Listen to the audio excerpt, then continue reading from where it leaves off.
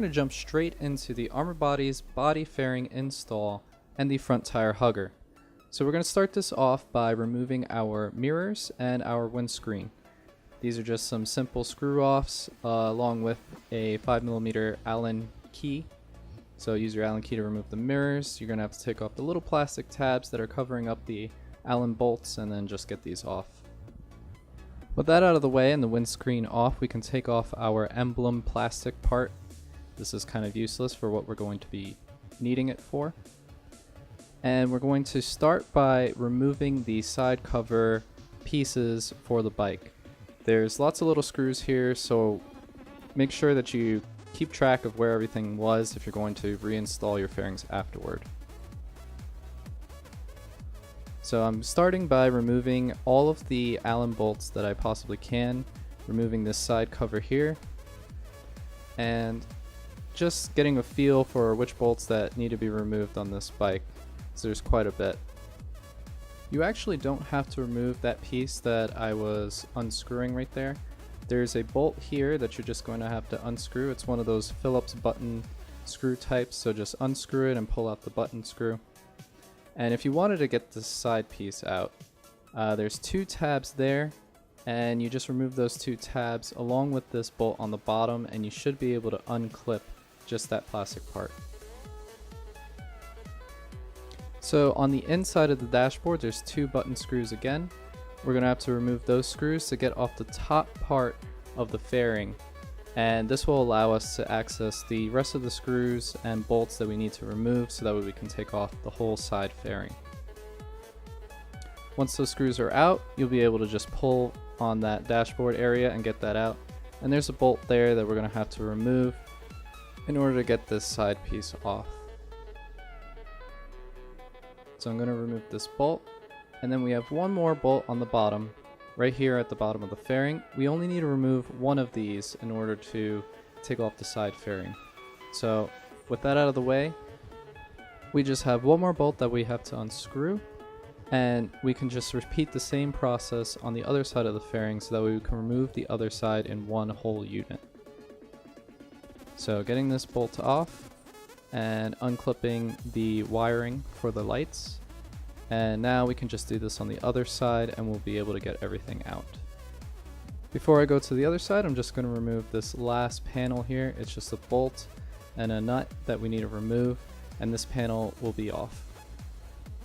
And we'll just put our nut back on there so we don't lose it. So we're going to be reusing that for the Armor Body's fairing.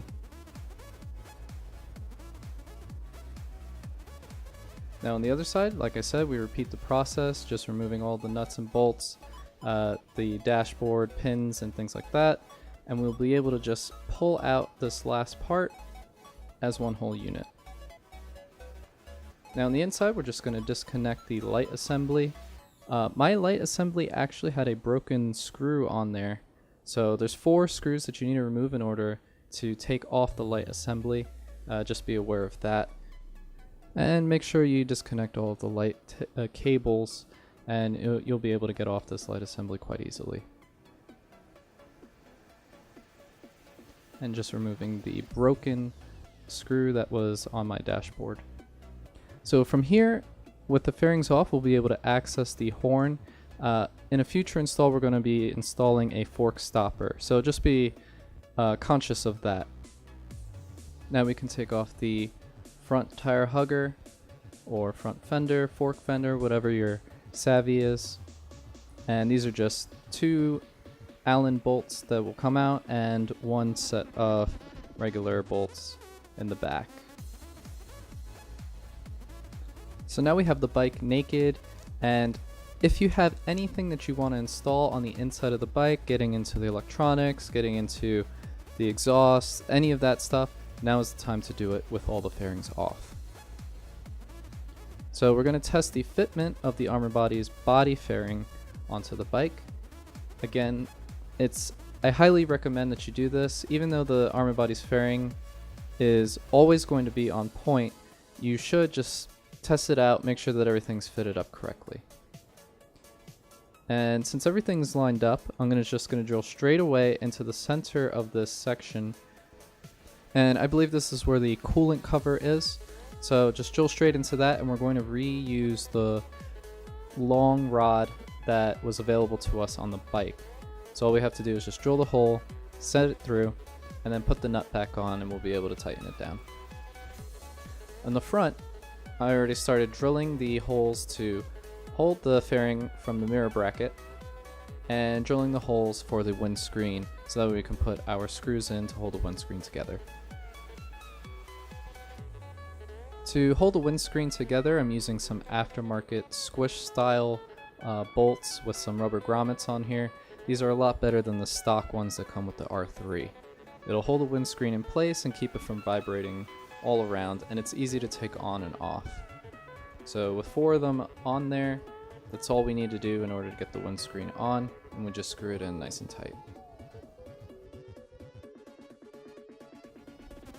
And with the bolts on, everything's mounted up.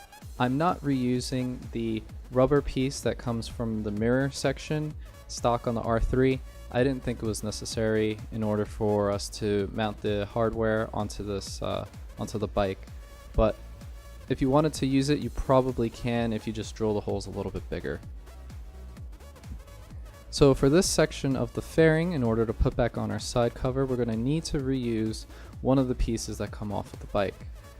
This is just a simple screw-on tab, and this was probably the only section of the fairing that I thought was pretty difficult to line up. But once it was lined up, I was able to put the Allen bolt right back in, and pretty much all the issues were resolved.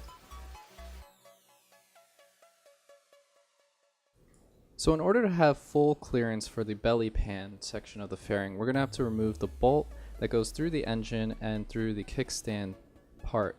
All we have to do is, from this point, is just remove the actuator switch that's on the kickstand, and we could just leave that dangling, or you can go and trace the line back and remove that kickstand actuator piece. I just left it there and zip tied it to part of the bike. From here, we can go and line up the fairing. I'm using some Zeus fasteners. So prop up something underneath the fairing, get it lined up, and generally I tend to drill the inner part of the fairing first, and then go in the back behind it after I put the belly pan back on, and then mark it on the inside, and then just drill straight through. This is a process that works for me. It may not work for you. If you haven't done this before, I highly recommend at this point taking off the body fairing and then drilling straight through with the belly pan and the body fairing off of the bike. This will give you a lot more clearance in order to make sure that your drilling is all lined up and nothing is going to be out of line or out of sync, and you're not going to be unhappy with the install. My only concern is with the stock exhaust on, there is very, very, very tight fitment. It is still possible to run the stock exhaust with this, but just be aware that the catalytic converter is going to be in the way at some point.